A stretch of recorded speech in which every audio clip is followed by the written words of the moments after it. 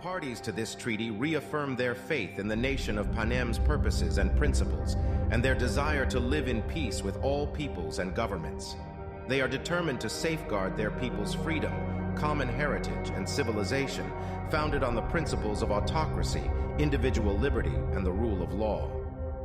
They seek to promote stability and well-being in Panem. They are resolved to unite their efforts for collective defense and preserving peace and security.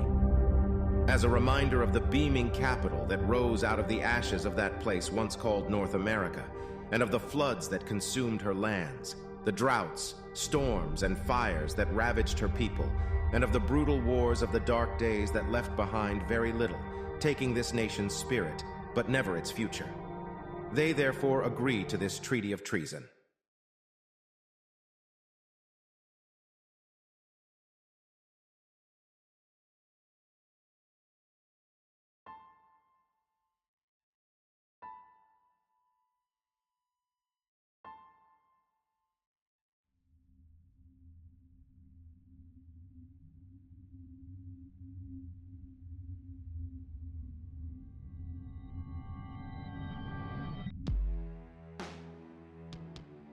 She was her school's star athlete, one of the best female sprinters in her grade. She sported a determined look, one that suggested that she would not accept failure, but one that also implied death. The mayor's daughter took her place next to her father, nodding as he whispered into her ear. She was too headstrong for her good. It took several minutes before a boy was shoved out of the crowd. Contempt in his eyes, he walked to the stage and glared at the mayor's daughter. "Your fault," he hissed as peacekeepers guided him up the steps. Whatever the reason, he seemed to hold a bitter grudge.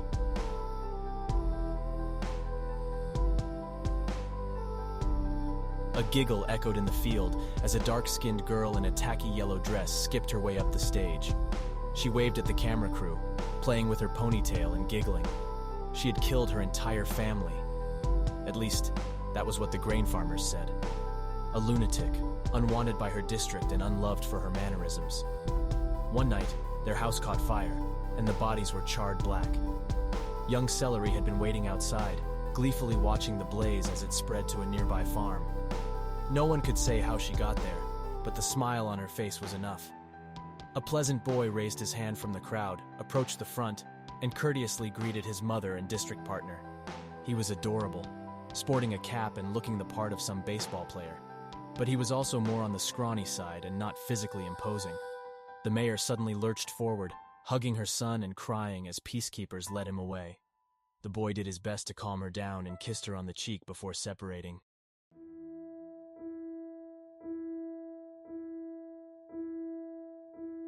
Like a mermaid breaking through the waves, an angelic creature stepped from the crowd and strutted to the stage. She was breathtaking, plump scarlet lips, icy blue eyes, and a waterfall of raven black hair that cascaded her shoulders. She was beautiful, but her beauty was tainted by rumors and insults. The bastard daughter of the mayor, produced from infidelity. People hurled accusations and blew kisses at her, but she refused to respond.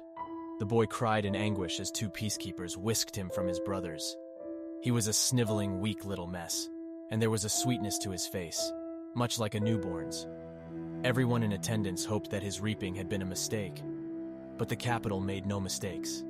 And like the waves crashing against the rocks, they were taken away, their cries harmonizing to the hurricane song in this veil of sorrow.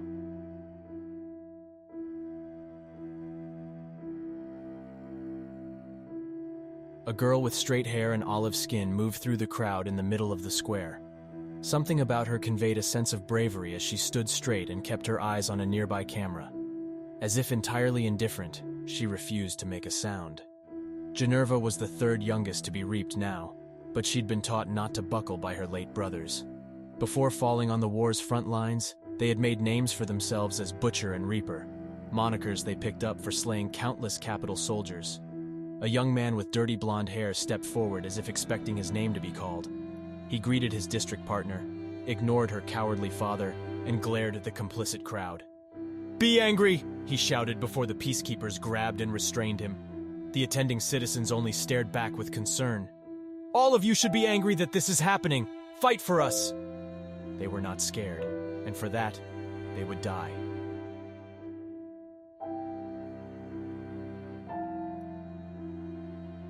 Numerous District 1 citizens pointed out a young woman at the front of the podium, forcing her to walk up.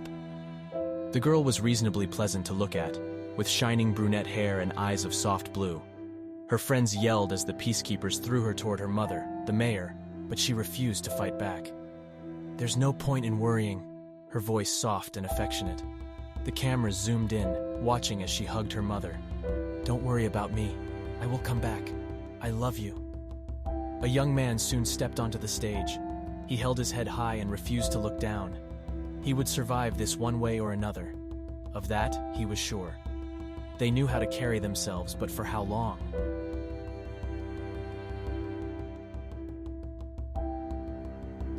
On their way to the square, Tooth and Aurora discussed the new security program, the capital's latest pet project, the Peacekeepers. "So they really made little Ben one of those new Peacekeepers, huh?" Aurora asked inquisitively. "Would have happened sooner or later?" Tooth casually responded. "To all of us. But for Ben, don't you think it's a bit weird? The kid can hardly stand his own shadow. My father can make a man out of anyone, which is exactly why he was promoted." When the time came, Tooth looked up to the stage, to the mayor who called her name, then to her father whose eyes she met in the fog.